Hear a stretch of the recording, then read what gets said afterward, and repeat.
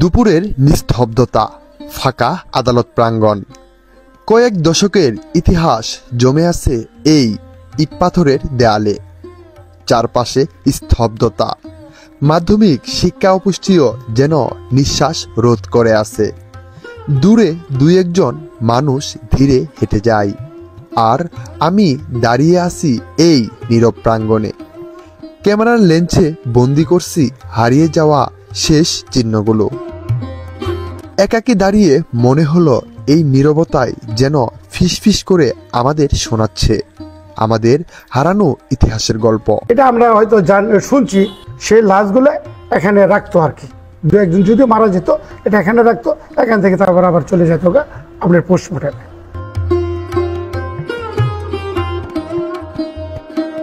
প্রত্যেক শহরের বুকের মধ্যে লুকানো থাকে কিছু না বলা গল্প।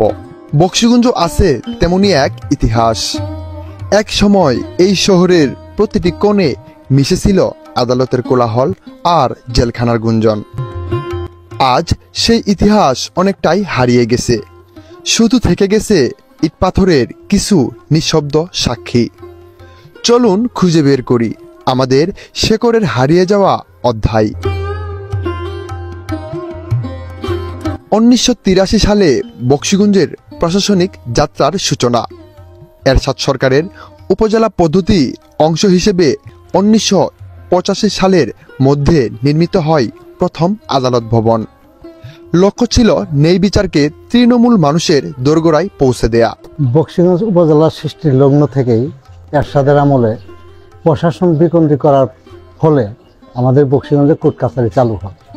কোর্ট কাছারি চালু হওয়ার পর বক্সিগঞ্জের মানুষ জামালপুর আর যেতে হয় নাকি বিচার সালিসের কাজে আমরা খুব সহজেই এখানে বিচার সালিসি মামলা মোকদ্দমা অংশগ্রহণ করতাম।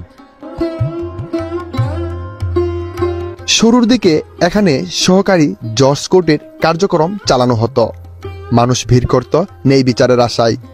তবে নানা সীমাবদ্ধতা আর রাজনৈতিক পথ পরিবর্তনের কারণে আদালতের সেই কার্যক্রম বেশি দিন স্থায়ী হয়নি। বর্তমান আদালত ভবনটি উপজেলা মাধ্যমিক শিক্ষা অফিস হিসাবে ব্যবহৃত হচ্ছে। শিক্ষা প্রশাসনের নতুন প্রাণকেন্দ্র হয়ে উঠেছে এই পুরনো আদালত ভবন, যেন ইতিহাসের বুক থেকে বের হয়ে এসে নতুন দায়িত্ব পালন করছে।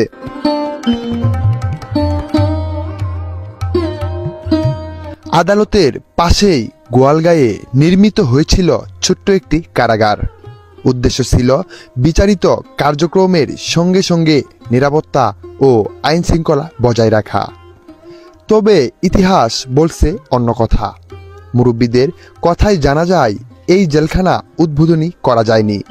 রাজনৈতিক অস্থিরতা ও এরশাদ সরকারের পতনে প্রকল্পটি থমকে যায়। সেই সময়ে কোর্ট কাছারি চলাকালীন সময়ে এখানে আসামি জামালপুর চালান দেওয়া হতো। এই অভাব পূরণ করার স্বার্থে বক্সিগঞ্জের গোয়ালগাঁও এরশাদ সরকারের আমলে একটা জেলখানা নির্মাণ করা হলো। জেলখানা নির্মাণ করার ফলে এই জেলখানার কাজ কমপ্লিট হলো।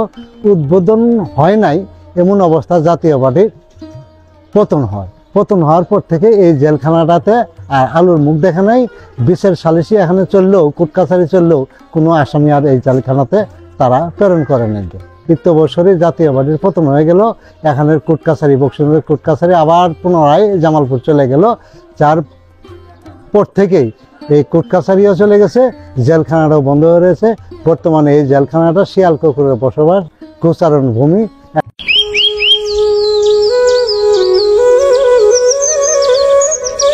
আমি যখন এই পুরনো জেলখানার সামনে এসে দাঁড়াই, চোখে পড়ে উঁচুচূড়া লাল ইটের দেওয়াল। কোনো বন্দীকে আটকানোর দায়া নয়, বরং সময়কে আটকিয়ে রাখার এক অসমাপ্ত প্রচেষ্টায়।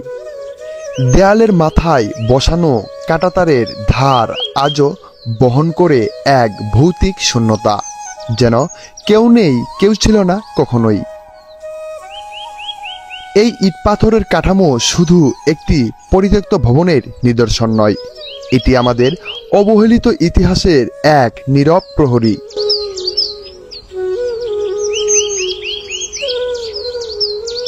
কারাগারের বাইরে একপাশে চোখ গেলে দেখি ভূমিহীন, ঘরহীন কয়েকটি পরিবার মাথা গোজার ঠাঁই করে নিয়েছে।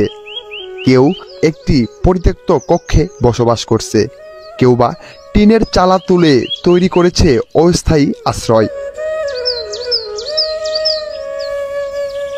আমার চোখে দেখা মানুষের আকুতি, তারা চায় এই জেলখানাটি যেন জনস্বার্থে ব্যবহার হয়। বাস্তবতা হলো জেলখানাটি এখন ব্যক্তিগত দখলে। তালা চাবির অধিকার থাকে তাদেরই হাতে। যখন দরকার পড়ে তখনই খুলে ব্যবহার করা হয়, দরকার পড়ালেই আবার তালা লাগিয়ে ফেলে। জেলখানার পাশে আছি, একটা চালা তুলে আছি, আমরা যদি একটু এখানে থাকতে দিত তাহলে আমার একটু ভালো হইতো, কিন্তু যখন দরকার লাগে তখন ওরা এসে খুলে আমরা যাওয়ার চাইলেও আমরা ভিতরে যাওয়াতে দেয় না। বাবা ওরা মনে করো কচু গাড়ে খড়ি খের তো যাবার দেয় না, মেলা গাছ গাছালি আছিল, তা কাইডি কুইডি খড়ি বানাইছে, মনে করে ছাগল পাউতাছে, ওরা সব কিছু খাইতাছে, আমার থাহিও নাই, আমি তার এখানে জেলখানা থাকতেছি।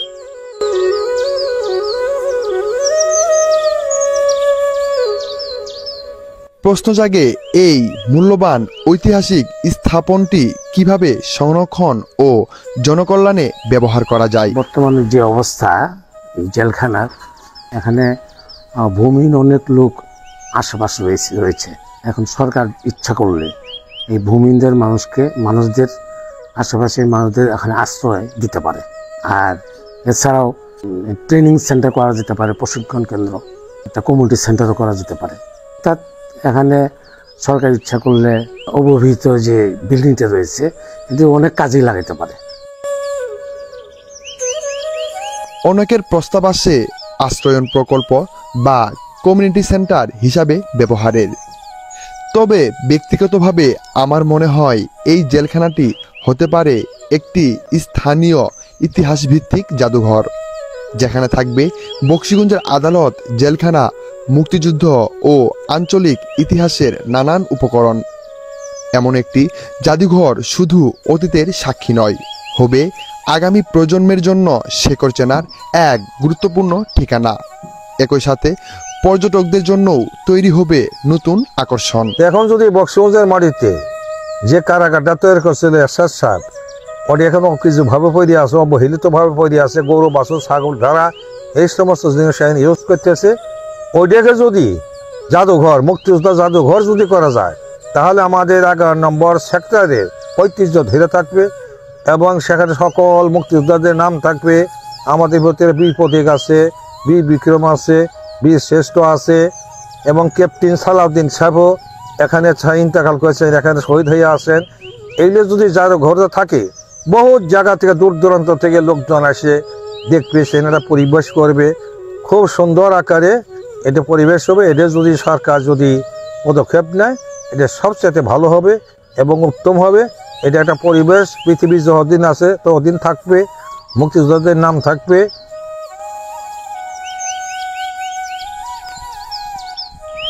সময়ের প্রাচীন দেয়ালে লেখা আছে আমাদের বকশীগঞ্জের গল্প, আদালত, জেলখানা আর মানুষের জীবন কথা। আমরা সেই ইতিহাসের পথেই চলি। অতীত শিকড়ের শক্তি নিয়েই আমাদের সামনের দিকে এগিয়ে যেতে হবে। আমি বাঁধন মোল্লা ছিলাম আপনাদের সঙ্গে বাংলার মাটি ও মানুষের গল্প নিয়ে। আবার দেখা হবে নতুন কোনো ইতিহাসের সন্ধানে। ততক্ষণ পর্যন্ত ভালো থাকবেন, সুস্থ থাকবেন এবং বাংলাকে ভালোবাসবেন। খুদা হাফেজ।